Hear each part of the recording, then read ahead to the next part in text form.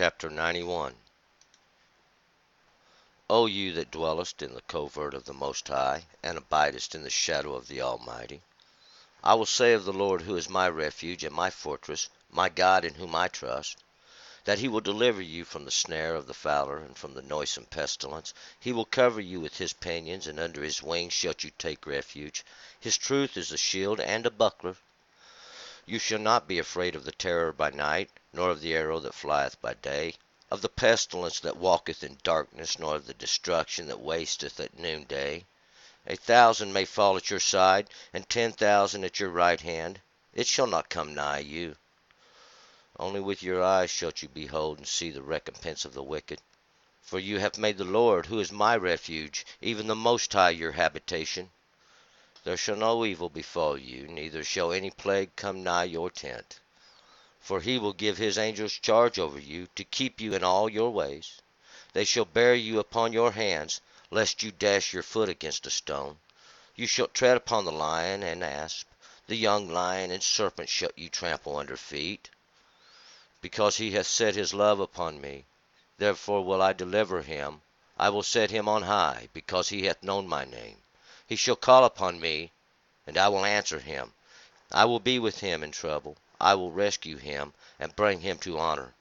With long life will I satisfy him, and make him to behold my salvation. Alright, let's go back up to verse 1. Now this is a beautiful song. A beautiful song that goes out to the one who has made God his strength, who has made God his refuge, who has took strength in the law of God, in the Torah that God is giving. And we'll find out he uses it for both. It's a shield in a time of trouble, and it is a buckler, as it's referred to, more like a sword, two-edged sword, in the periods of time where we have to defend ourselves. And we're going to pick it up here in verse 1. O you that dwellest in the covert of the Most High, and abidest in the shadow of the Almighty. And this is to the one that does dwell in the covert of the Most High, or in the hiding places, we could say. These hiding places are these places of security.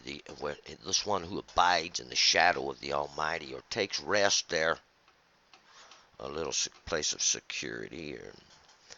This is the one we're talking to. We know, because we would be one who does the same thing. 2. I will say of the Lord, who is my refuge and my fortress, my God in whom I trust. I will say of the Lord, and this is one thing's for sure, I will testify as well of the Lord, who is my refuge and my fortress, my God, in whom I trust. 3. That he will deliver you from the snare of the fowler, and from the noisome pestilence. That God will deliver you from the snare of the fowler. The fowler is this one who catches these birds of prey, these ones who fly around, trying to trap. The snare is that which traps. It's a something laid by the fowler, or these that trap. It's a snare for the soul, and from the noisome pestilence. And this pestilence of noisome, it's all confusion. It's the confusion of these things which God has made. For he will cover you with his pinions, and under his wings shall you take refuge. His truth is a shield and a buckler. Yes, he will cover you with his pinions. These pinions are the tips of the forefeathers that that can reach out to the furthest most places to draw you in, like a mother does her young. And under his wings shall you take refuge. And under his wings shall you take refuge. We'll find that God will do all your battles. God will fight for you. You put yourself under God's covenant. That's the agreement God made with you in the beginning, and that is his pinions. That is his wings, and they are stretched out that you can take shelter under, hide under. As long as you're in God's law and under God's law, you have this refuge. But his truth is a shield and a buckler. It's a shield. That's something we can hold in our left arm or whatever arm you don't favor, and use it to guard ourselves, to protect ourselves. A buckler is a pointed object, a barbed object, an object that can pierce, an object that can be cast forth, or an object that can be used to pierce. And that's what God's truth is. That's his law. Yeah, that's the Torah that he gave in the beginning. 5. You shall not be afraid of the terror by night, nor of the arrow that flieth by day. But you won't have no reason to be afraid of the terror by night. These terrors of night, that's periods of darkness where there's no understanding. You won't have no reason to be. Why? You're going to be under God's law and under his protection. And it's going to keep you straight. The arrows that fly by day. And these are those truths that go forth, even some believe in understanding. We'll find out. It's God's law. That is the understanding, the knowledge, and the wisdom that God gave you from the beginning. There's no law that can replace that law. 6. Of the pestilence that walks in darkness, nor of the destruction that wastes at noonday. Of this pestilence, that's just a lot of trouble that walks in the darkness, and that's those of darkness. You know, it's all, they break the law, they go forth doing these things, they believe there's pleasure in it, and it's really a mistaken thing of pleasure that they're taught. See, they're being taught these things. It's been the same thing since the beginning of time. There's nothing going to change because the wickedness has perverted the understanding, nor of the destruction that wastes at noonday. And that's at noonday, the sun's straight up. There ain't no shadows. And even this destruction that wastes at noonday, why? Because God's knowledge and understanding comes through. You ain't going to have to worry about it. You're already in it. See, when God makes his final example, that great day of redemption, we're going to find out you're already under God's covenant and his understanding. How should it hurt you? 7. 1,000 may fall at your side, 10,000 at your right hand, but it shall not come nigh you. 1,000 may fall at your side. As an example, this 1,000's always the fulfillment or all the whole number. We can look at it like that. It's all of them. And 10,000 at your right hand, and that's the law, and the whole of it at your right hand, because that's going to be the work of God. But we're going to find out it ain't going to come nigh to you. Well, you're already under the covenant of God, not nobody else. God himself. God give you the law. God give you your knowledge and wisdom. Don't look at it like a light thing. Take your responsibility, take your authority, and get in it. 8. Only with mine eyes shalt you behold and see the recompense of the wicked. Only with your eyes shalt you behold. Because you're going to see it. It's going to be all around you. That's what we're saying here. You're going to walk through the pestilence. You're going to walk through the destruction. They're going to be falling on your left, falling on your right. And with your eyes you will behold these things. And you'll see the recompense of the wicked. You'll see the work of God, what he's done. God's done that. And that's the knife. That's the law walking through. And one's going this way, one's going that way, and it's the law that parts the way. It's the law that parts the way. You're walking the blade, so to speak. You see these things because, see, God shows it to you. God lets you see these things. It's an obvious thing. 9. For you have made the Lord, who is my refuge, even the Most High, your habitation. And it's because you've made the Lord, who's my refuge. That's who I take refuge in. God's law, God's judgment. God will have his way with me, and God will do whatever. I've turned myself over to the judgment of God, and I'm going to walk in the law. Stay under God's understanding. Stay under God's wisdom, His covenant.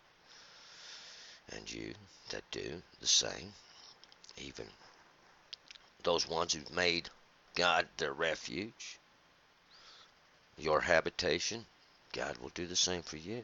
10. There shall no evil befall you, neither shall any plague come nigh your tent.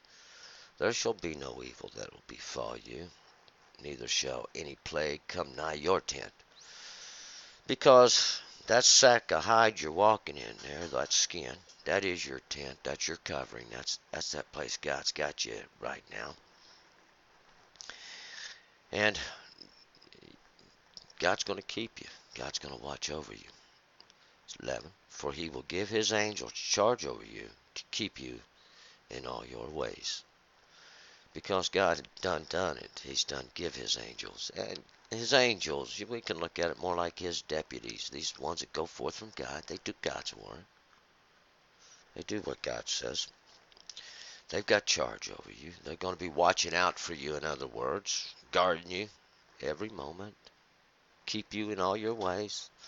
Why? Because your ways are God's ways. You follow the Torah, you follow the law of God. You're in God's understanding, his knowledge, his wisdom that he give you. 12.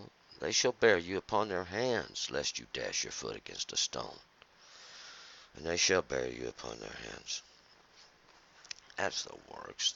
What they're going to do. They're going to watch over you, keep you where you should be, unless you should dash your foot against the stone. Lest you should dash your foot against the stone. It's easy to see that stub in your toe. That's to stub your toe. We could look at it like that. But what is that stone? That stone is a word of a man that went out, couldn't stand up, so it fell on the ground. Here you come walking along in your path and stub your toe on it. And it's going to cause you some discomfort. You're going to be hopping around for a little while, but we don't want that to happen.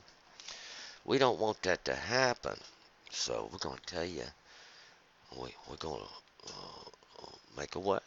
We'll throw the stones out of the road, clear the road, give you a smooth place to walk. It's God's law, it's God's knowledge, it's his wisdom, it's his Torah. He'll walk with you. 13. You shall tread upon the lion and asp, the young lion and the serpent shall you trample under feet. And you shall tread upon the lion and the asp. The lion's that one that roars, it's a beast, the one that rips and tears, he's the thoughts of terror. The asp, that poisonous viper that crawls in the dust. And so the young lion and the serpent shall you trample under feet. The young lion, that's the one that just goes around ripping and tearing. He got no reason to. He's not hungry. He's just practicing the kill. The serpent, that one that crawls around on his belly, he's in the dust. He lives in the flesh. He tries to manipulate. You just trample him under your feet. They're beneath you. You're above them. In other words, you're walking with God. God's saying, hey, look out for that. Watch out for that. There's a snare. There's a trap. There's one that's ready to bite you in the back. God's got you back. See, God's got you under his understanding. 14. Because he set his love upon me, therefore will I deliver him. I will set him on high, because he hath known my name. And we have a little promise from the Lord right here. If we will walk with God, talk with God, take his understanding, his knowledge, his wisdom, make a little agreement with God. A little meeting in the mind saying, bring me by the way. And we'll find out. God makes an agreement because we have known his Shem, his presence. 15. He shall call upon me, and I will answer him. I will be with him in trouble. I will rescue him and bring him to honor. And he shall call upon me, saith the Lord. And that's who we call upon. We call upon God. God answers us. God's with us in trouble. He's with us in all this adversity. When the bad verse 1 comes and says, well, so what if God said? We say, well, but God said. See, whatever God said, that's what I'm going to do. Because the Lord does sustain me, and the Lord does keep me. He gives me my understanding. He gives me my knowledge. He gives me my wisdom. 16. With long life will I satisfy him and make him to behold my salvation. And it's with a long life. Life comes after these periods. We were born, and, and it's simply like we just came to be. One day we woke up from our birth. And much is like our walk with the Lord, that we just kind of find ourselves woke up walking with God, and we behold his salvation, how he has brought us out, rescued us, give us some understanding, give us some knowledge, give us a place to stand, girded us, shielded us, and prepared us for battle. See, that's only something that God can do. He is magnificent and mighty. We're moving forward. Psalms 92. Turn, return.